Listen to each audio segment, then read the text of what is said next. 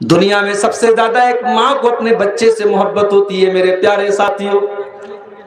اور بچہ اگر دودھ پیتا بچہ ہو تو دودھ پیتے بچے کو تو ماں کے بغیر اور ماں کو بچے کے بغیر قرار ہی نہیں ملتا ہے. اللہ نے نقشہ کھینچا قرآن کا, یوم ترونہا تذہل کل مرضیۃ عما ارضعت, اس دن تم دیکھو گے کہ دودھ پلانے والی ماں بھی اپنے بچے سے غافل ہے. وَتَضَعُ كُلُّ ذَاتِ حَمْلٍ حَمْلَهَا, اور حمل والی عورتوں کے حمل ساقط ہو جائیں گے. ڈر کی وجہ سے ان کے پیٹ کا حمل ختم ہو جائے گا, ایبارشن ہو جائے گا, ضائع ہو جائے گا. وَتَرَى النَّاسَ سُكَارَىٰ وَمَا هُمْ بِسُكَارَىٰ, اور لوگوں کے چہرے پر ایسی ہوائیاں اڑ رہی ہوں گی, اتنا ڈر ہوگا, ایسا لگ رہا ہوگا کہ لوگ نشے کی حالت میں ہیں. وَمَا هُمْ بِسُكَارَىٰ, لیکن کوئی نشے کی حالت میں نہیں ہوگا. وَلَٰكِنَّ عَذَابَ اللَّهِ شَدِيدٌ, اللہ کا عذاب بڑا دردناک ہوگا. ترکی کا زلزلہ آیا, ہم نے ویڈیو کے اندر دیکھا لوگ اپنے بچوں کو چھوڑ کے بھاگ رہے ہیں. جب دنیا کے زلزلے کا یہ حال ہے تو قیامت کے دن کے زلزلے کا کیا حال ہوگا؟ یوم یفر المرء من اخیہ وامہ وابیہ وصاحبتہ وبنیہ لکل امرئ منہم یومئذ شان یغنیہ. قیامت کے دن انسان اپنی ماں کو دیکھ کر کے بھاگے گا, اپنے باپ سے بھاگے گا, اپنے بھائی سے بھاگے گا, اپنی بیوی سے بھاگے گا, اپنے بچوں سے بھاگے گا. قیامت کے دن تو ہر انسان کو اپنی پڑی ہوگی کہ میں کیسے بچ جاؤں. دنیا میں ہم مصیبت میں پھنستے ہیں, ہمارے ماں باپ ہمیں بچانے کے لیے کھڑے ہو جاتے ہیں. اولاد پر مصیبت آ رہی ہو تو ماں باپ بچانے کے لیے تیار ہیں. ماں باپ کے اوپر کوئی مصیبت آئے تو اولاد کھڑی ہو جاتی ہے, بھائی بھائی کے لیے کھڑا ہو جاتا ہے, شوہر بیوی کے لیے کھڑا ہو جاتا ہے. قیامت کے دن کھڑا ہونا تو بڑی دور کی بات ہے. اللہ فرماتا ہے یود المجرم لو یفتدی من عذاب یومئذ ببنی. قیامت کے دن تو انسان کہے گا اے اللہ میرے بچوں کو تو لے لے, مجھے چھوڑ دے. وصاحبتہ واخی, اے اللہ میری بیوی کو لے لے, مجھے چھوڑ دے. میرے بھائی کو لے لے, مجھے چھوڑ دے. وفصیلتہ التی تؤوی, اے اللہ میرے پورے خاندان کو لے لے, مجھے چھوڑ دے. ومن فی الارض جميعا ثم ینجی, اے اللہ مجھے میرے علاوہ زمین جتنے لوگ ہیں تو سب کو پکڑ لے, لیکن اے اللہ تو مجھ کو چھوڑ دے. اللہ فرماتا ہے کلا, نہیں نہیں ایسا نہیں ہو سکتا. انہا لظا, اے میرے بندے تو نے جہنم میں جانے والا عمل کیا تھا, آج جہنم تیرے لیے تیار کھڑی ہے. آج جہنم بھڑک رہی ہے, آج جہنم دہک رہی ہے. نزاعۃ للشوا, تو نے اپنے چہرے پر فیس واش لگایا تھا, تو نے اپنے چہرے پر کریم لگائی تھی, تو نے اپنے چہرے کی بڑی حفاظت کی تھی. آج جہنم کی آگ تیرے اس خوبصورت اور ہینڈسم چہرے کو برباد کر ڈالے گی. نزاعۃ للشوا, آج تیری چمڑی کو بھون ڈالے گی, تیرے بدن کو بھون ڈالے گی, تیری کھال کو ادھیڑ دے گی. میرے بھائیوں, یہ زلزلے ہمیں اور آپ کو بہت بڑا سبق دے رہے ہیں. یہ زلزلے بتا رہے ہیں کہ قیامت کے دن کا زلزلہ اس سے کہیں زیادہ خطرناک ہوگا. اور ایک آپ کو عجیب بات بتاؤں,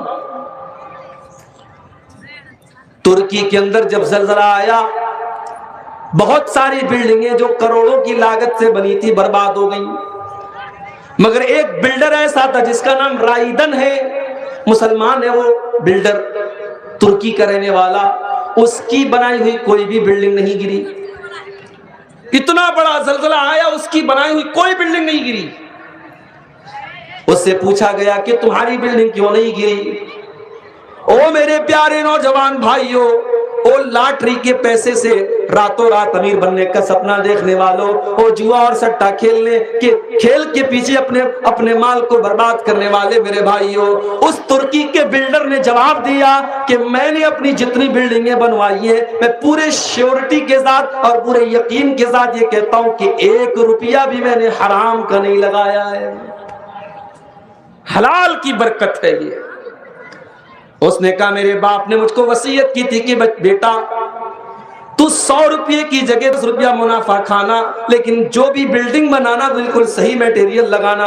اس نے کہا جب میں بلڈنگ بناتا تھا میں اپنے کاریگروں کے بھروسے نہیں رہتا تھا، میں انجینئروں کے بھروسے نہیں رہتا تھا، مجھے پتا تھا میرے ملک میں زلزلہ آتا ہے اور مجھے ایسی بلڈنگ بنانی ہے جو زلزلے میں بھی قائم رہ سکے، اس لیے میں نے اس بلڈنگ میں پورا بھرپور میٹیریل لگایا، میں نے کوئی چوری نہیں کی، کوئی بے ایمانی نہیں کی، اور آج اللہ کی قدرت دیکھیے کہ اتنا بڑا زلزلہ آیا مگر اس بلڈر کی کوئی بلڈنگ تباہ نہیں ہوئی۔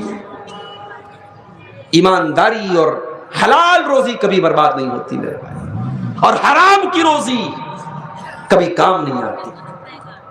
ہمیں لگتا ہے ہم نے 1 لاکھ کما لیا، ہم نے 1 کروڑ کما لیا، وہ 1 کروڑ جو آپ نے کما لیا حرام طریقے سے وہ کہیں نہ کہیں آپ کے گھر والوں کو برباد کر رہا ہے، آپ کو برباد کر رہا ہے۔ یہ میں نہیں کہہ رہا ہوں، قرآن کہہ رہا ہے۔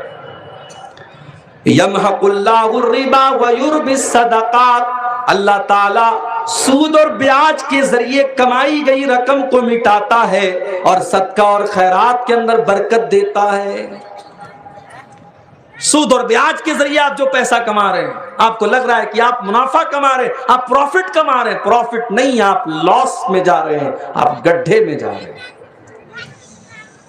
اور صدقہ خیرات آپ جو مدرسے میں مسجد میں اللہ کی راہ میں دے رہے ہیں، آپ کو لگ رہا ہے کہ آپ نے 5,000 دے دیا، 10,000 دے دیا، آپ گھٹا نہیں رہے، آپ بڑھا رہے اپنے کیپٹل کو۔ بھئی آج انسان اپنے پریوار کے لیے کیا کیا کرتا ہے؟ کتنے لوگوں نے اپنی بچیوں کے نام سے بینک میں کھاتہ کھلوایا ہوگا، گورنمنٹ کی اسکیم کا فائدہ لیا ہوگا، سکنیا سمردھی یوجنا، لڑکی پیدا ہوتی ہے یوجنا میں پیسہ لے لو، 18 سال کے بعد اتنا پیسہ ملے گا، گورنمنٹ کی اسکیمیں ہیں، لوگ لیتے رہتے ہیں۔ کیوں لیتے ہیں بھائی؟ بچوں کے بھوشیہ کی فکر ہے۔ کسی نے 4 پیسے کما لیے تو برہروا میں، پاکڑ میں، کسی اچھے علاقے میں زمین جائیداد خرید لیتا ہے کہ میرے بعد میرے بچوں کے کام آئے۔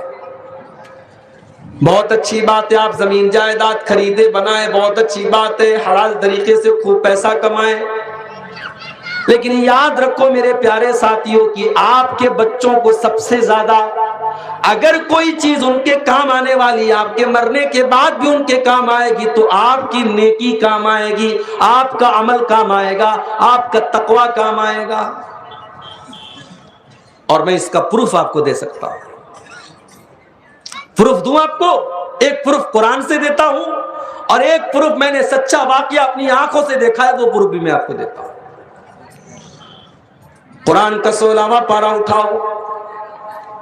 حضرت موسیٰ علیہ السلام اور حضرت خضر علیہ السلام دونوں ایک بستی کے پاس سے گزر رہے ہیں، دونوں بھوکے پیاسے لمبا سفر کر کے آئے ہیں۔ دونوں جب بستی میں پہنچے تو بستی والوں سے کھانا مانگا، بستی والوں نے ان کو کھانا کھلانے سے انکار کر دیا۔ آپ لوگ تو ماشاءاللہ بڑے مہمان نواز ہیں، میں تعریف کرتا ہوں بنارس میں اور آس پاس کے علاقوں میں جب جاتا ہوں، میں کہتا ہوں صاحب بنگال میں اور جھارکھنڈ میں تقریر کرنے جاتا ہوں، ہمارے بنارس میں مہمان آئے گا دسترخوان پہ کھانا رکھ دیں گے، مہمان ٹھیک ہے اپنے حساب سے جتنا نکالنا ہے نکالے گا، لیکن یہاں تو اس کو مہمان نوازی کے خلاف مانا جاتا ہے، یہاں تو مہمان کے پلیٹ میں خود کھانا ڈالا جاتا ہے۔ یہ الگ بات ہے کہ یہ کہیں بڑا نقصان دہ بھی ثابت ہوتا ہے، کبھی کبھی مہمان بیچارہ جو ہے پریشان ہو جاتا ہے، آپ اس کی پلیٹ میں زیادہ کھانا نکال دیتے ہیں، لیکن ٹھیک ہے، کلچر ہے۔ انڈیا میں ہر جگہ کا، ہر اسٹیٹ کا اپنا ایک کلچر ہے۔ میرا ایک پروگرام ہوا جے پور میں، جمعہ کا دن تھا، جمعہ میں نے پڑھایا، جمعہ کے بعد گوشت آیا، روٹی آئی، گوشت بھی کھا لیا میں نے، روٹی بھی کھا لی۔ اب میں چاول کے انتظار میں بیٹھا ہوں، لوگ پانی لے کے آگے، مولوی صاحب ہاتھ دھو لیجیے۔ میں نے کہا بھائی چاول کہاں ہے؟ بولے چاول تو نہیں ہے، چاول نہیں چلتا ہمارے یہاں۔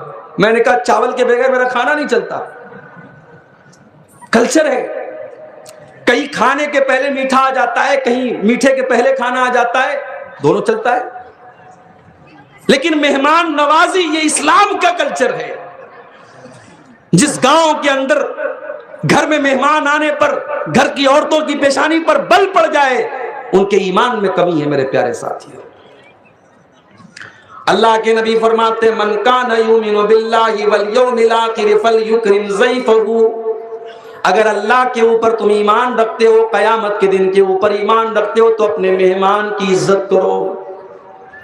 مہمان آپ کے گھر کا کھانا کھانے کے لیے نہیں آیا ہے، آپ کے ایمان کو مضبوط کرنے کے لیے آیا ہے۔ وہ ماجد دیوبندی کا شعر ہے نا، اللہ میرے رزق کی برکت نہ چلی جائے، اللہ میرے رزق کی برکت نہ چلی جائے، 2 روز سے گھر میں کوئی مہمان نہیں ہے۔